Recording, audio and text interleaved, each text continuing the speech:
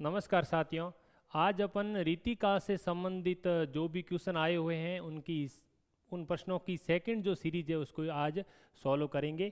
और इससे पहले आपको मैं एक महत्वपूर्ण इन्फॉर्मेशन देना चाहता हूं कि आगाज इंस्टीट्यूट बाड़मेर हिंदी विषय की स्कूल व्याख्याता परीक्षा 2025 के मद्देनज़र एक टेस्ट सीरीज संचालित कर रही है, जो ऑनलाइन और ऑफलाइन दोनों मोड में संचालित हो रही है।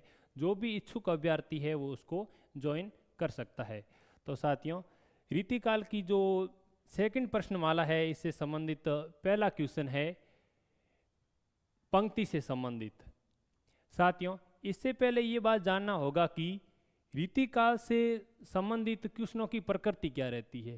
पहला क्वेश्चन रहता है काल विभाजन और नामकरण से संबंधित। दूसरा क्वेश्चन रहता है रीतिबद्ध, रीति मुक्त और रीति सिद्ध काव्य धारा की जो काव्यगत विशेषता है उससे संबंधित।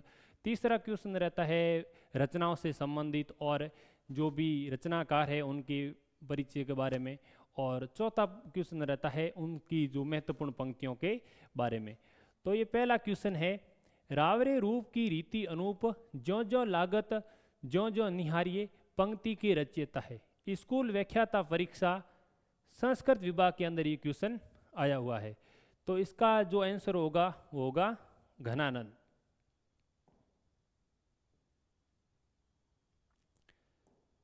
इस पंक्ति के रचनाकार कौन है? घनानंद। नेक्स्ट क्वेश्चन, निम्नलिखित में से रीति मुक्त कवि नहीं है। तो ठाकुर, आलम, बिहारी और घनानंद। बिहारी रीति मुक्त कवि नहीं है। बिहारी की गणना रीति सिद्ध कवियों में की जाती है। रीति मुक्त कवि है 5 है, जिनका कालक्रम के अनुसार क्वेश्चन पूछा जाता है कि सबसे पहले कौन है। तो आलम, फिर घनानंद, फिर बोधा, फिर ठाकुर, फिर है द्विजदेव। तो इसमें बिहारी है वो रीति मुक्त काव्य धारा से संबंधित नहीं होकर रीति सिद्ध काव्य धारा से संबंधित है। नेक्स्ट क्वेश्चन, रचनाकार और रचना की दृष्टि से कौन सा विकल्प सुमेलित नहीं है। यह सहायक आचार्य परीक्षा 2023 के अंदर ये क्वेश्चन आया हुआ है, जिसका ए ऑप्शन है श्रीपति की रचना का नाम है सरोज कलिका, सही बात है। और बी ऑप्शन है लाल कवि और ऑप्शन दे रखा है जनक पच्चीसी। सी में आलम, आलम केली। डी में याकूब खान, रसभूषण। तो इसकी जो बी ऑप्शन है लाल कवि, इसकी रचना जनक पच्चीसी नहीं है। जनक पच्चीसी जो गद्य चतुष्टय है लल्लू लाल, उनकी रचना है। और लाल कवि की जो रचना है एक तो है छत्र प्रकाश, छत्र प्रकाश, और एक रचना मिलती है विष्णु विलास। छत्र प्रकाश और विष्णु लाल। और लाल कवि का मूल नाम है गोरेलाल पुरोहित, गोरेलाल पुरोहित। इनका मूल नाम है गोरेलाल पुरोहित। और इनकी 2 रचनाएं मिलती है, एक तो मिलती है छत्र प्रकाश, एक मिलती है विष्णु विलास। और छत्र प्रकाश के अंदर चंपत राय और 17 साल की वीरता का वर्णन मिलता है। और श्रीपति की जो रचनाएं मिलती है, एक सरोज कलिका, एक रस सागर, एक बहुत ही महत्वपूर्ण रचना है काव्य सरोज, और एक मिलता है कवि कुल कल्प द्रुम, कवि कुल कल्प द्रुम। ये सरोज कलिका, रस सागर, काव्य सरोज और कवि कुल कल्प द्रुम। काव्य सरोज के बारे में आपको ये याद रखना होगा कि भिखारी दास ने काव्य निर्णय लिखते टाइम काव्य सरोज का अनुकरण किया था। और कवि कुल कल्प द्रुम है वो श्रीपति की है, और कवि कुल कल्प तरु है वो चिंतामणि की है, और कवि कुल कंठाभरण है वो दूल्हे की रचना है, और काव्य कल्प द्रुम है वो सेनापति की रचनाएं। इनका जो भेद है वो आपको याद रखना होगा। आलम की रचनाएं मिलती है आलम केली, और रसभूषण है याकूब खां का, और एक याद रखना होगा रस चंद्रिका। ये रचना मिलती है दौलत राम उजियारे। दौलत राम उजियारे। रस भूषण है वो है याकूब खान की, और रस चंद्रिका है ये है दौलत राम उजियारे की। तो इसका जो बी ऑप्शन है वो असंगत है। नेक्स्ट क्वेश्चन, इनमें से मतीराम रचित ग्रंथ कौन सा है? आनंद विलास, भाव विलास, फूल मंजरी, श्रृंगार मंजरी। तो आनंद विलास रचना है ये जसवंत सिंह की।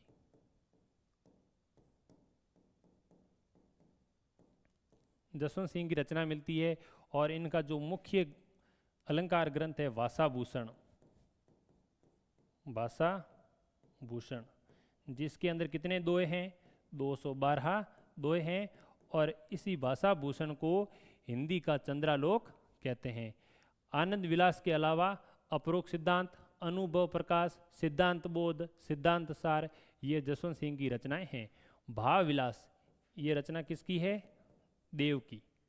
भाव विलास, भवानी विलास, रस विलास, जाति विलास, कुशल विलास, काव्य रसायन, राग रत्नाकर, प्रेम चंद्रिका, ये इन सब की रचनाकार कौन है? देव।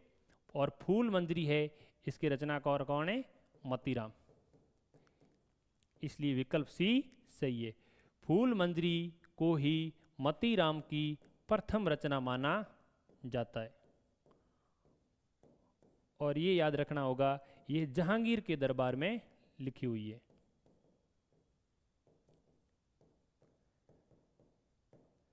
अधिकतर विद्वान मतीराम की प्रथम रचना मानते फूल मंजरी को, लेकिन बच्चन सिंह है जो मतीराम की प्रथम रचना कौन सी मानते हैं? रसराज।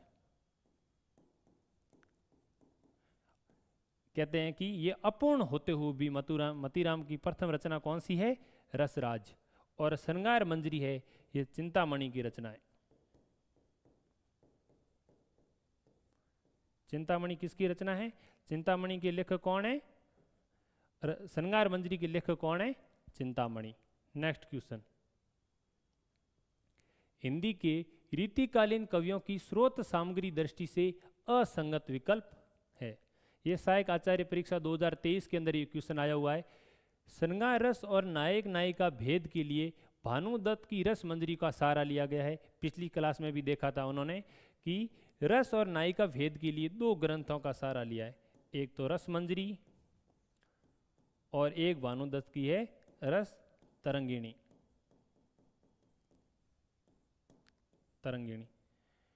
बी ऑप्शन है, इन्होंने रीति निरूपण के लिए ध्वनि प्रवृत्ति उन्हीं आचार्यों को अपना आधार बनाया जिनके ग्रंथ सुबोध है। बी ऑप्शन बी राइट है कि जो सुबोध ग्रंथ है, जो क्लिष्ट नहीं है काव्यत्व की दृष्टि से, उन्हीं का सहारा लिया है उन्होंने। और जो कठिन ग्रंथ है इनका सहारा लिया, दंडी वगैरह जो कठिन काव्य ग्रंथ है इनका सहारा लिया था केशवदास ने। इसके बाद में जो जितने भी काव्य निरूपण के लिए जो भी सुबोध ग्रंथ है उनका सहारा लिया गया था। छंद विवेचन के लिए रस तरंगिणी का आश्रय लिया गया मुख्यतः। सी ऑप्शन असंगत है। ये रस तरंगिणी जो ग्रंथ है ये रस और नायिका भेद का आधार ग्रंथ है। छंद विवेचन के लिए उन्होंने जो ग्रंथ लिया था वो एक तो प्राकृत, पेंगलम, एक व्रत रत्नाकर और एक छंद शास्त्र। मुख्यतः इन तीन छंद विवेचन के लिए मुख्यतः इन तीन ग्रंथों का सहारा लिया था, प्राकृत पेंगलम, व्रत रत्नाकर और छंद शास्त्र। डी ऑप्शन है सर्वांग विवेचन हेतु काव्य प्रकाश, मम्मट का काव्य प्रकाश और विश्वनाथ का साहित्य दर्पण का सहारा मुख्यतः लिया, इसलिए जो सी ऑप्शन है वो असंगत है। नेक्स्ट क्वेश्चन, बीआरई के बहुत से दोहे आर्या सप्तशती और गीता नहीं है, गाथा सप्तशती। गाथा सप्तशती की छाया लेकर बने हैं, ये कथन किसका है? बीआरई के बारे में ये कथन है आचार्य रामचंद्र शुक्ल। बीआरई सप्तशती के ऊपर तीन ग्रंथों का प्रभाव है। एक तो है हाल की गाथा सप्तशती, अमरूक की अमरूक शतक, और एक गोवर्धनाचार्य का आर्या सप्तशती। ये दो ग्रंथ है संस्कृत भाषा के, और हाल का जो गाथा सप्तशती है इसकी भाषा है प्राकृत। लेकिन बिहारी ससई के ऊपर मैक्सिमम जो प्रभाव है वो हाल की गाथा सप्तशती का है। इसीलिए शुक्ल जी ने कहा कि बहुत से दोहे आर्या सप्तशती और गाथा सप्तशती की छाया को लेकर बने हैं। ये कथन किसका है बिहारी ससई के बारे में? आचार्य रामचंद्र शुक्ल का कथन है। और 3 ग्रंथों का प्रभाव है, हाल की गाथा सप्तशती, अमरूक की अमरूक शतक और गोवर्धनाचार्य की है आर्या सप्तशती। 2 है संस्कृत का और गाथा सप्तशती है ये प्राकृत भाषा का। नेक्स्ट क्वेश्चन, रीति कविता में निम्नलिखित में से कौन सी प्रवृत्ति मुख्यतः मानी जाती है? रीति काल की मुख्यतः प्रवृत्ति मानी जाती है राज प्रशस्ति, नीति, भक्ति। जो डी ऑप्शन है श्रृंगारिकता ही रीति काल की मुख्य प्रवृत्ति मानी जाती है। नेक्स्ट क्वेश्चन, कौन सा विवरण सही नहीं है? ये सहायक आचार्य परीक्षा 2023 के अंदर ये क्वेश्चन आया हुआ है। हिंदी रीति शास्त्री मुख्यतः संस्कृत के अलंकार, रस और ध्वनि संप्रदाय के अनुयायी है। ये ऑप्शन सही है। रीति और वक्रोक्ति सिद्धांतों के आधार पर हिंदी में कुछ भी नहीं लिखा जाता, ये बात असंगत है। हाँ, ये माना जाता है कि बाकी संप्रदायों की तुलना में रीति और वक्रोक्ति का हिंदी के प्रवर्ती जो भी लेखक है आचार्य, इन्होंने अनुसरण नहीं किया, बहुत ही कम अनुसरण किया है। लेकिन ये नहीं कह सकते कि बिल्कुल भी नहीं लिखा गया है, तो बी ऑप्शन असंगत है। अलंकार संप्रदाय के अनुयायियों में जसवंत सिंह, मतीराम, दुल्लह, भूषण और पद्माकर आदि प्रमुख है। तो ये बात आपको याद रखनी होगी कि ये अलंकार निरूपक आचार्य है। जसवंत सिंह का कौन सा अलंकार ग्रंथ है? भाषा भूषण। मतीराम का कौन सा ग्रंथ है? ललित ललाम।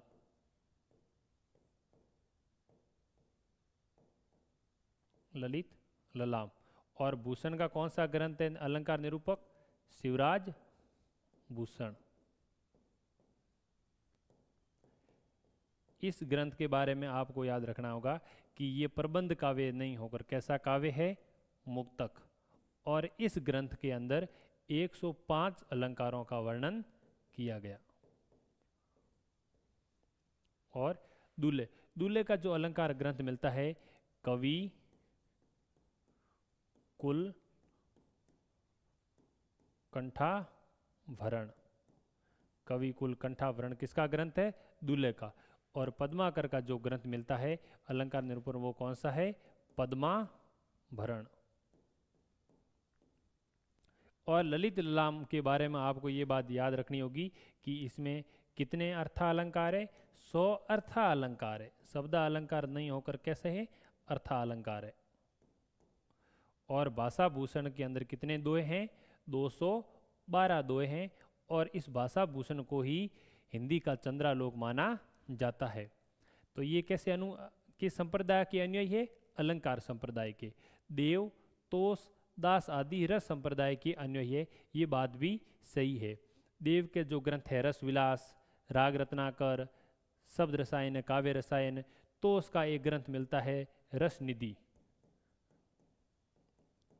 रस निधि। और दास का जो रस निरूपक ग्रंथ कौन सा है? रस सारांश। रस सारांश। इसलिए बी विकल्प असंगत है। नेक्स्ट क्वेश्चन, सेनापति के बारे में कौन सा कथन गलत है?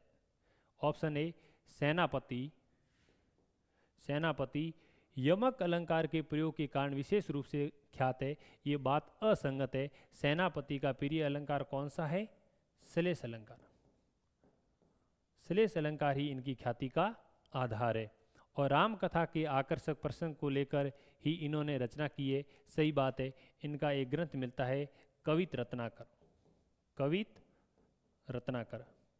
ये राम कथा से संबंधित है और इसके अंदर कितने कवित मिलते हैं? 394 कवित मिलते हैं।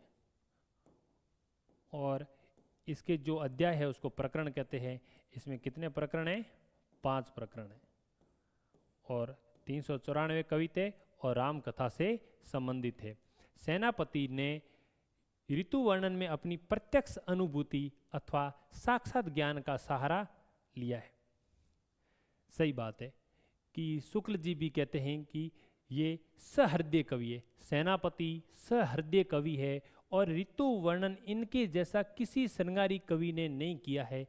ये कथन किसने कहा और किसके बारे में कहा, ये एग्जाम में आ सकता है। तो सेनापति के बारे में आचार्य शुक्ल जी कहते हैं कि सेनापति सहृदय कवि है और ऋतु वर्णन इनके जैसा किसी भी श्रृंगारी कवि ने नहीं किया है। तो सी ऑप्शन सही है। सेनापति की एक महत्वपूर्ण रचना कवित रत्नाकर है जिसका अपन ने जिक्र कर दिया है और ये राम कथा से संबंधित है।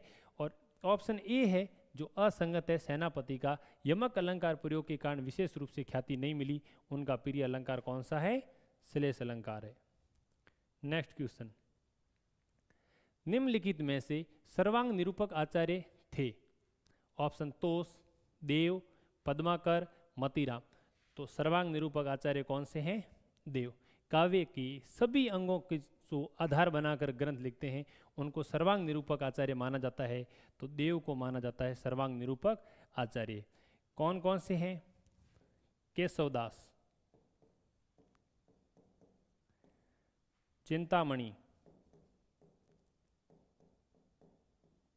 देव, भिखारीदास, भिखारीदास,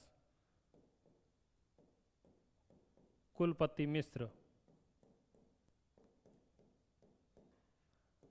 ग्वाल भी सर्वांग निरूपक आचार्य, ग्वाल, प्रतापशाही, अमीरदास,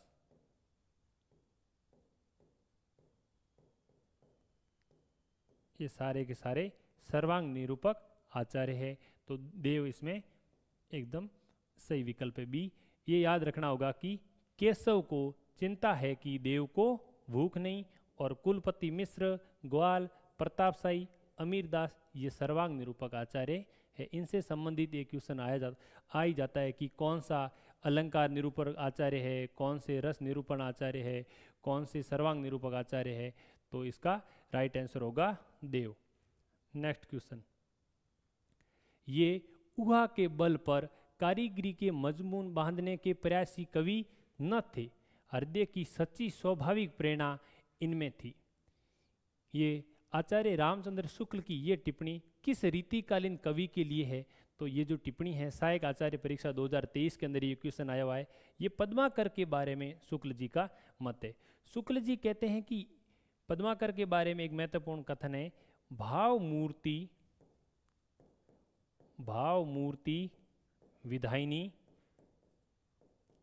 विधायिनी कल्पना के सृष्टा।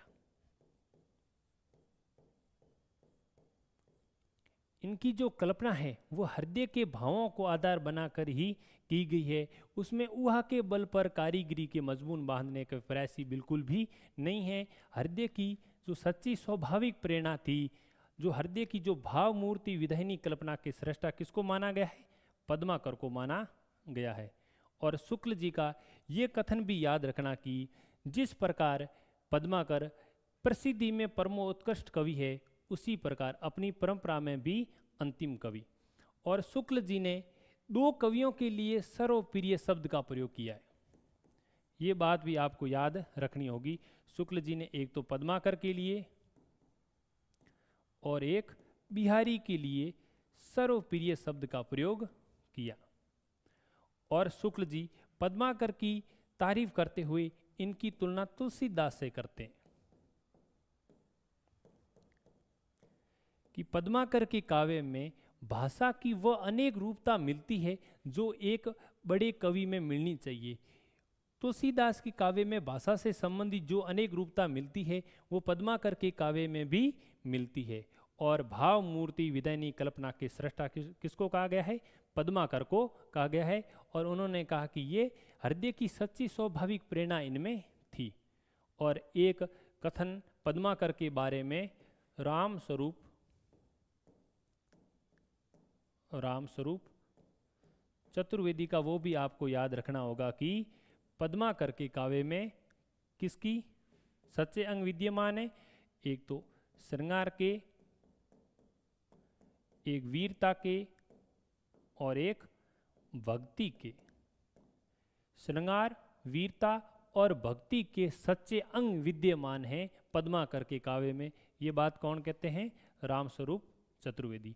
शुक्ल जी के जो मत है वो आपको याद रखने होंगे पद्माकर के बारे में। नेक्स्ट क्वेश्चन, इनमें से कौन सा ग्रंथ कवि देव रचित नहीं है? ऑप्शन रस प्रबोध, अष्टयाम, भवानी विलास, सुख सागर तरंग। ऑप्शन ए है वो असंगत है। रस प्रबोध ग्रंथ है किसका है? रसलीन का। रसलीन का। और रसलीन के जो ग्रंथ है, एक तो है अंग दर्पण, अलंकार दर्पण और एक है रस प्रबोध। रस प्रबोध किसके ग्रंथ है? रसलीन के। और रसलीन के बारे में आपको ये बात रखनी होगी कि इनका मूल नाम क्या था? कभी कभी पूछ सकते हैं कि रसलीन का मूल नाम क्या था? सैयद गुलाम नबी। सैयद गुलाम नबी रसलीन का मूल नाम था। और इनके 3 ग्रंथ मिलते हैं, अंग दर्पण, अलंकार दर्पण और रस प्रबोध। इसलिए रस प्रबोध देव की रचना नहीं है। और अष्टयाम जो देव की रचना है, किनके आश्रय में लिखी गई थी? अजय साहू के आश्रय में। और इन्होंने सामंती वर्णन करते हुए 8 पैर के जो भोग विलास है उसका वर्णन किसमें किया है? अष्टयाम में। और भवानी विलास, भाव विलास, रस विलास, कुशल विलास, जाति विलास, ये किसकी रचना है? देव की। और सुख सागर तरंग है, इसके बारे में डॉक्टर नगेंद्र का मत आपको याद रखना ही होगा कि ये नायिका भेद का विश्वकोश है। किस देव के किस ग्रंथ को नायिका भेद का विश्वकोश नगेंद्र जी ने कहा है? सुख सागर तरंग। और इसका संपादन किया गया था वो मिश्र बंधुओं के जो पिता थे बाल दत्त मिश्र, उनके द्वारा किया गया था। तो इसका राइट आंसर क्या होगा? ए। नेक्स्ट क्वेश्चन, इनमें से कौन सा ग्रंथ केशवदास रचित नहीं है? रसिक प्रिया, छंद प्रकाश, विज्ञान गीता, रतन बावनी। छंद प्रकाश किसका ग्रंथ है? भिखारी दास का।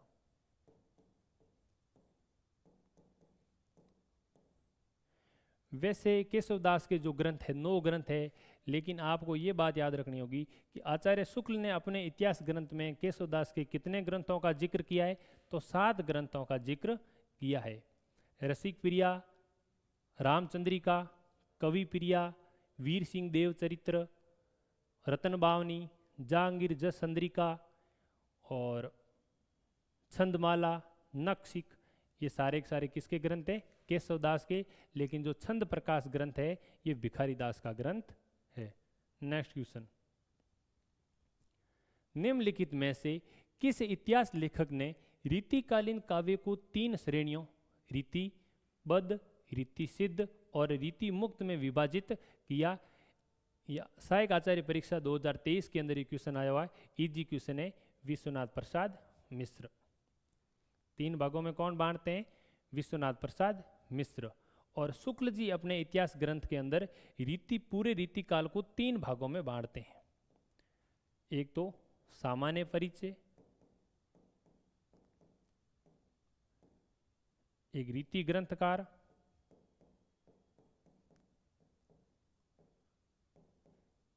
ग्रंथकार, जिसके अंदर 57 कवि लेते हैं वो, और तीसरे रीति के अन्य कवि।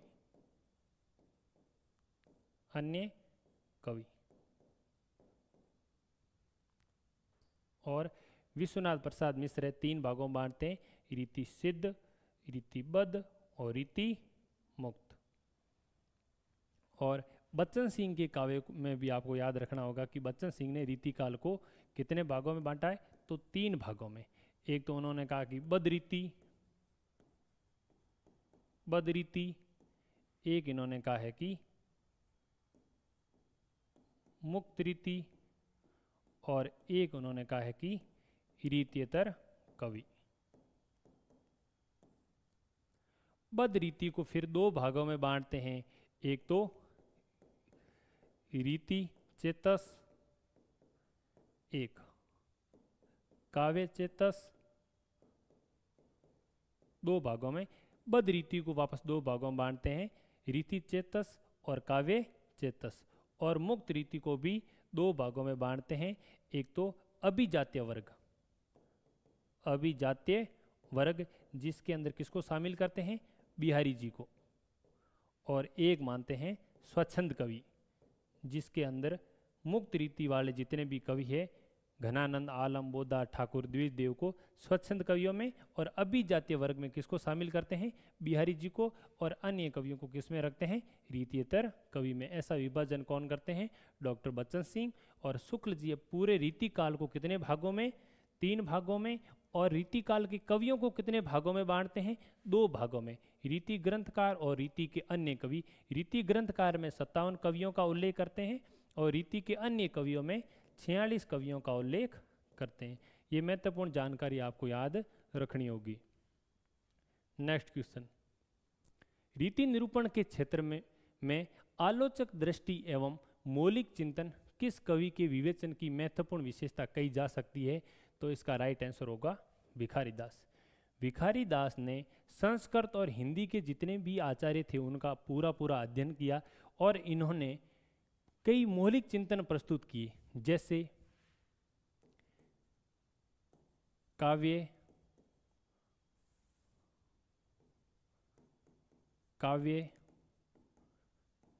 विकास परंपरा, भाषा, काव्य हेतु, काव्य प्रयोजन, तुक, इनसे संबंधित इन्होंने कई मौलिक उद्भावना का विकास किया। और भाषा के स्तर पर यह पूछा जाता है कि इन्होंने मिश्रित भाषा का समर्थन किया। कैसी भाषा का समर्थन किया, मिश्रित भाषा का समर्थन किया। इन्होंने कहा कि केंद्र के अंदर कौन सी भाषा है, केंद्र के अंदर जो भाषा रखी गई थी वो ब्रज को। मागधी के अंदर उन्होंने कहा, मागधी, अवधी आदि पूर्वी बोलियों को किसमें शामिल किया गया था, मागधी। और इन्होंने जमन जो शब्द नाम प्रयोग किया गया था किसके लिए, खड़ी बोली के लिए। और इन्होंने नाग भाषा किसको कहा है, अपभ्रंश को। और इन्होंने अमर भाषा जो शब्द प्रयोग किया है वो किया है संस्कृत के लिए, ये काव्य स्तर पर मिश्रित भाषा का समर्थन करते हैं, जिसके केंद्र में ब्रज भाषा का उल्लेख करते हैं, मागधी आदि पूरी भाषाओं का जिक्र करते हैं, और जमन खड़ी बोली को कहते हैं, नाग अपभ्रंश को कहते हैं, और अमर कहते हैं संस्कृत भाषा को। इन्होंने काव्य हेतु, काव्य प्रयोजन, तुक, छंद, इनसे संबंधित कई मौलिक चिंतन प्रस्तुत किए हैं। इसलिए डॉक्टर नगेंद्र आदि विद्वान मानते हैं कि ये पहले आचार्य है जिन्होंने अपने काव्य निरूपण के अंदर आलोचक दृष्टि और मौलिक चिंतन का परिचय दिया। कौन है, भिखारी दास। और भिखारी दास का जो ग्रंथ है काव्य निर्णय, इस ग्रंथ को समूचे रीतिकाल का काव्य विवेचन से संबंधित श्रेष्ठ ग्रंथ माना जाता है। नेक्स्ट क्वेश्चन, हिंदी के रीति ग्रंथों में प्राय 3 प्रकार की निरूपण शैली काम में लाई गई है। काव्य प्रकाश की निरूपण शैली, काव्य प्रकाश की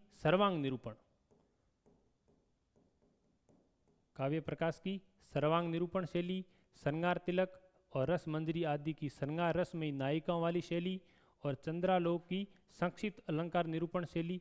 रीति ग्रंथों की निरूपण शैली विषयक उपयुक्त वर्गीकरण निम्नलिखित में से किस आलोचक ने रीति काव्य की भूमिका को स्पष्ट करते हुए किया।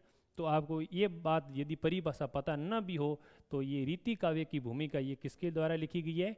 डॉक्टर नगेंद्र के द्वारा। उसके अंदर इन्होंने जो जिक्र किया है, इसलिए राइट आंसर क्या होगा? Doctor Nagendra. Next question, Shivraj Bhushan किस विषय का ग्रंथ है? तो ये कल अपन ने देख दिया, कौन सा ग्रंथ है? अलंकार निरूपण। और इसमें कितने अलंकार है? 105। और इनके जो 17 साल दशक, शिवा बावनी और शिवराज भूषण सारे के सारे ग्रंथ कैसे हैं? मुक्तक काव्य, प्रबंध काव्य नहीं है। नेक्स्ट क्वेश्चन, किस विकल्प में नीत रीतिकालीन कवियों की मूल प्रवृत्ति श्रृंगारिक नहीं है?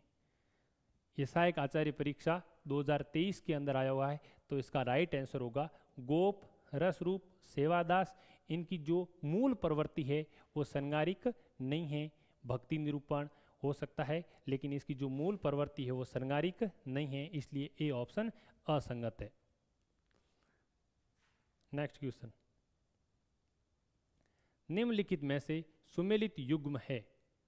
क्वेश्चन को पढ़ते टाइम सुमेलित युग्म, पद्माकर का शिवराज भूषण। शिवराज भूषण किसका ग्रंथ है? भूषण का। पद्माभरण ये किसका ग्रंथ है? पद्माकर का।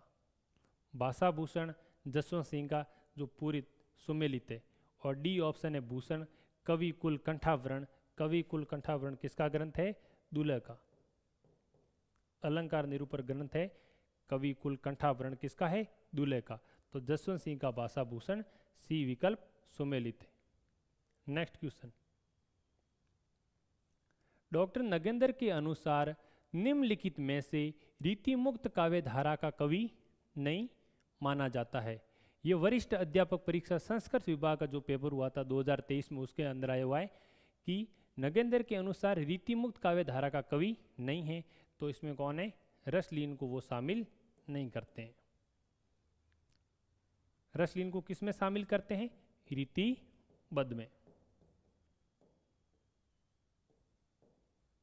रीतिबद्ध में शामिल करते हैं। नेक्स्ट क्वेश्चन, रचना और रचनाकार के संबंध में कौन सा जोड़ा सही नहीं है? 17 साल दशक भूषण, ललित ललाम मतीराम, अष्टयाम सेनापति, अंग दर्पण रसलीन। तो सी विकल्प है अष्टयाम। ये अष्टयाम किसकी रचना है? ये देव की रचना है और इसमें अजय साहू के आश्रय में लिखी गई थी। और एक सामंती समाज का वर्णन किया गया है कि 8 पैर के जो भोग विलास है उसका वर्णन देव की कौन सी रचना में मिलता है? अष्टयाम में। इसलिए ये सेनापति की रचना नहीं होकर किसकी रचना है? देव की। सेनापति की 2 रचनाएं मिलती है, एक तो काव्य कल्पद्रुम और एक कविता रत्नाकर। नेक्स्ट क्वेश्चन, बड़े बड़े नैनन सो आंसू भरी भरी डरी, गोरो गोरो मुख आज औरो सो बिलोन जात। ये प्रसिद्ध पंक्ति है, किसकी पंक्ति है?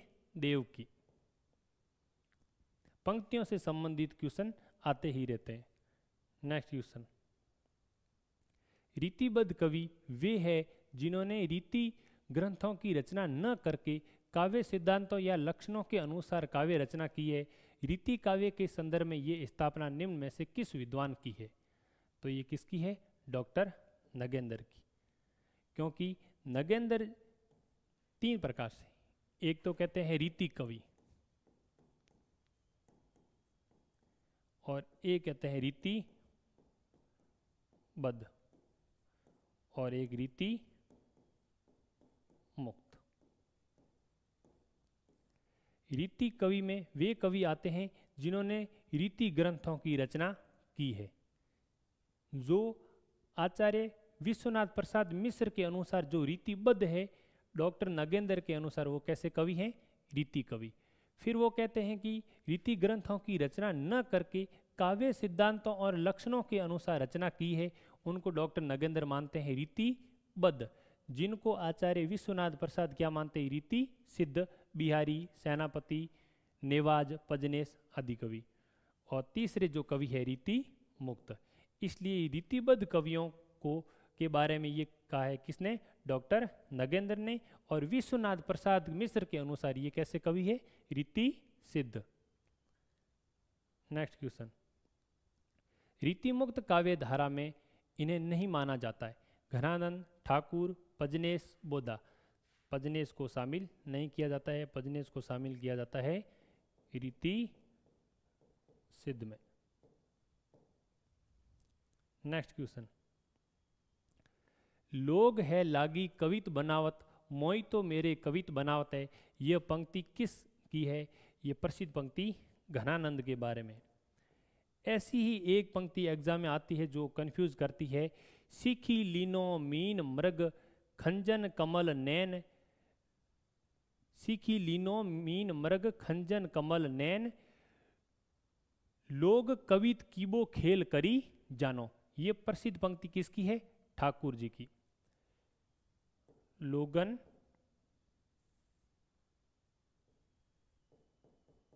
लोगन कवित कीबो खेल करी जानो। घनानंद कहते हैं लोग है लागी कवित बनावत, मोही तो मेरे कवित बनावत है। और ठाकुर जी कहते हैं कि लोगन कवित कीबो खेल करी जानो। ये दोनों पंक्तियां अलग अलग है, इसके बारे में आपको ध्यान रखना होगा कि ये पंक्ति ठाकुर की है और ये जो क्वेश्चन के अंदर है लोग है लागी कवित बनावत, मोई तो मेरे कवित बनावत है, ये पंक्ति किसकी है? घनानंद की। नेक्स्ट क्वेश्चन, रीति काल के श्रृंगार काल की संज्ञा देने वाले विद्वान कौन है? तो पंडित विश्वनाथ प्रसाद मिश्र। श्रृंगार काल कहने वाले कौन है? विश्वनाथ प्रसाद मिश्र। रीति काव्य कौन कहते हैं? रीति काव्य गिरियर्सन। और शुक्ल जी ने जो रीति शब्द है ये गिरियर्सन से ग्रहण किया है और उन्होंने रीति काल को क्या है कहा? रीति काव्य काल। शुक्ल जी ने कहा है रीति काल। और अलंकृत काल किसने कहा है? मिश्र बंधुओं ने। मिश्र बंधुओं। और कला काल किसने कहा है? राम शंकर शुक्ल रसाल। और श्रृंगार काल किसने कहा है? विश्वनाथ प्रसाद मिश्र। लेकिन एक कथन आता है आचार्य शुक्ल का कि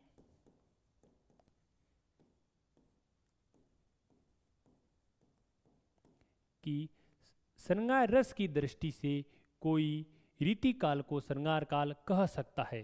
श्रृंगार काल की उपाधि कौन देते हैं? विश्वनाथ प्रसाद मिश्र। लेकिन शुक्ल जी कहते हैं कि श्रृंगार रस की दृष्टि से कोई रीति काल को श्रृंगार काल कह सकते हैं। ये जो कथन है ये किसका है? आचार्य रामचंद्र शुक्ल का कथन है।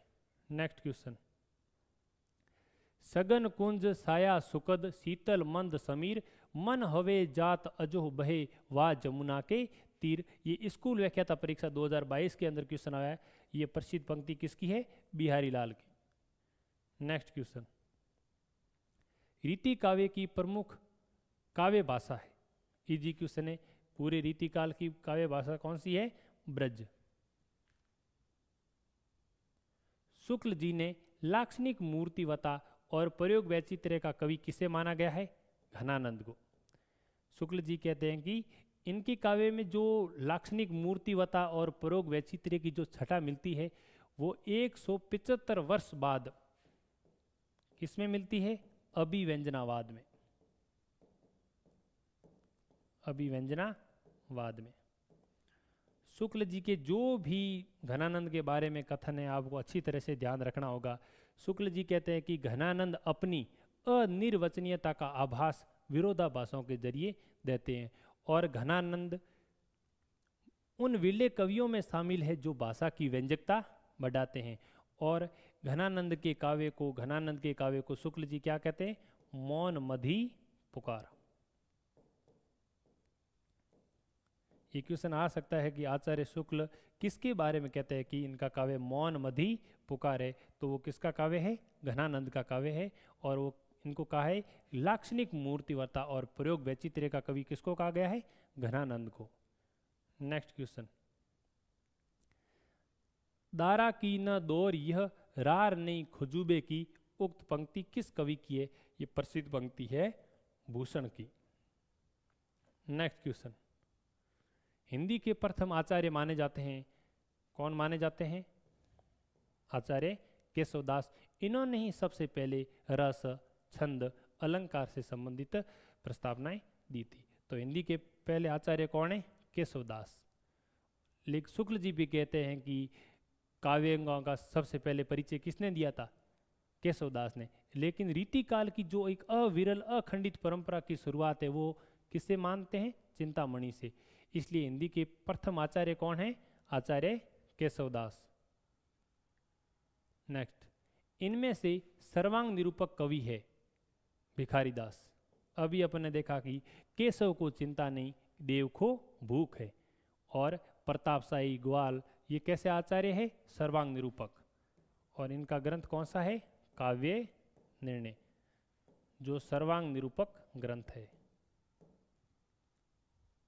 नेक्स्ट, रीति सिद्ध काव्य धारा में उन कवियों को रखा जाता है, उनकी विशेषता, जिन्होंने काव्यांग निरूपण करते हुए लक्षण उदाहरण पद्धति पर रचना की है, उनको रीति सिद्ध नहीं कह सकते। उनको क्या कहते हैं? रीतिबद्ध। जिन्होंने काव्यांग निरूपण करते हुए लक्षण तो दिए परंतु उदाहरण स्वरूप काव्य रचना नहीं की। सी ऑप्शन, जिन्होंने लक्षण उदाहरण पद्धति तो नहीं अपनाई परंतु काव्य रचना करते समय लक्षणों का ध्यान अवश्य रखा था, उनके बारे में जानकारी उनको अवश्य थी, उसका सहारा लिया गया था, लेकिन प्रत्यक्ष अनुकरण नहीं किया गया था। इसलिए विकल्प सी संगत है। नेक्स्ट क्वेश्चन, आचार्य रामचंद्र शुक्ल ने रीतिकाल का प्रवर्तक किसे माना है? किसको माना है? चिंतामणि त्रिपाठी को। वो कहते हैं कि जो रीतिकाल की एक अविरल अखंडित परंपरा की शुरुआत होती है वो केशवदास की कवि प्रिया के 50 वर्ष बाद किससे होती है? चिंतामणि त्रिपाठी से। और शुक्ल जी के मत का समर्थन कौन करते हैं? डॉक्टर बच्चन सिंह। और 3 विद्वान हैं जो केशवदास से शुरुआत मानते हैं। एक तो कौन है? नगेंद्र, गणपति चंद्र गुप्त और विश्वनाथ प्रसाद मिश्र। ये 3 विद्वान हैं जो रीतिकाल की शुरुआत किससे मानते हैं? केशवदास से। लेकिन आचार्य शुक्ल मानते हैं चिंतामणि त्रिपाठी से। नेक्स्ट क्वेश्चन, हित तरंगिणी के रचनाकार कौन है? तो हित तरंगिणी के रचनाकार कौन है? कृपाराम। इन्होंने 1541 के अंदर हित तरंगिणी की रचना की है। ये हिंदी में रीति काव्य से संबंधित प्रथम ग्रंथ माना जाता है। कृपाराम की हित तरंगिणी, इसके अंदर कितने अध्याय है? 5। और हिंदी में रीति काव्य से संबंधित पहला कालक्रम के अनुसार पहला ग्रंथ कौन सा माना जाता है? हित तरंगिणी, जिसके रचनाकार कौन है? कृपाराम। और कब लिखा गया था? 1541 में। नेक्स्ट क्वेश्चन, निम्नलिखित में रीतिकाल की प्रमुख प्रवृत्ति नहीं है। आचार्यत्व का निरूपण, ब्रज भाषा का क्लिष्ट प्रयोग, अवधी भाषा में काव्य रचना और श्रृंगार की प्रधानता। तो रीतिकाल की जो मुख्य भाषा थी वो कौन सी थी? ब्रज। ब्रज भाषा के अंदर ही काव्य रचना हुई है, इसलिए सी विकल्प असंगत है। नेक्स्ट, निम्नलिखित में घनानंद की रचना नहीं है। वियोग बेली, इश्क लता, सुजान हित बरबंद, इश्क नामा। इश्क नामा है, ये किसकी रचना है? बोधा की। बोधा की 2 रचनाएं मिलती है, एक तो मिलती है इश्क नामा और एक मिलती है विरह वारिस। इश्क नामा है बोधा की रचना। इश्क लता है, ये किसकी रचना है? घनानंद की, आपको याद रखना। और विरह, विरह लीला है, किसकी रचना है? विरह लीला। विरह लीला है जो घनानंद की रचना है। लेकिन विरह वारिस है, ये बोधा की रचना है। वियोग बेली, रस केली वल्ली, रस केली वल्ली, दान घटा, गिरी पूजन, कृपा कंद, कोक सार, सुजान सागर, सुजान हित प्रबंध, इश्क लता, विरह लीला, वियोग बेली। लेकिन जो इश्क नामा है और वीर वारी से ये किसकी रचना है? बोधा की। और वीर लीला के अंदर आपको ये बात याद रखनी होगी, इसकी भाषा तो कौन सी है? ब्रज है। और ये किस में लिखी गई है? फारसी छंद में। ब्रज भाषा और फारसी छंद में घनानंद की कौन सी रचना मिलती है? विरह लीला। नेक्स्ट क्वेश्चन, रीति काल को श्रृंगार काल की संज्ञा देने वाले विद्वान कौन से हैं? ये क्वेश्चन रिपीट हुआ है वरिष्ठ अध्यापक परीक्षा 2022 के अंदर। रीति काल को श्रृंगार काल कहते हैं विश्वनाथ प्रसाद मिश्र। निम्नलिखित में से सर्वांग निरूपक कवि है? भूषण, देव, बिहारी, घनानंद। तो कौन से हैं? देव। देव को सर्वांग निरूपक माना जाता है। इनका जो ग्रंथ है, सर्वांग निरूपक ग्रंथ कौन सा है? शब्द रसायन या काव्य रसायन। देव, चिंतामणि, केशव, भिखारीदास, ग्वाल, प्रतापशाही, कुलपति मिश्र, अमीरदास, ये सारे कैसे आचार्य हैं? सर्वांग निरूपक आचार्य। भूषण कैसे है? अलंकार। बिहारी रीति सिद्ध और घनानंद रीति मुक्त। नेक्स्ट क्वेश्चन, रीतिकालीन कवि और उनकी रचना दृष्टि से सुमेलित नहीं है। देव की भावविलास, घनानंद की प्रीति पावस, भूषण की भाषा भूषण, बिहारी की सत्सई। भाषा भूषण किसकी रचना है? जसवंत सिंह की।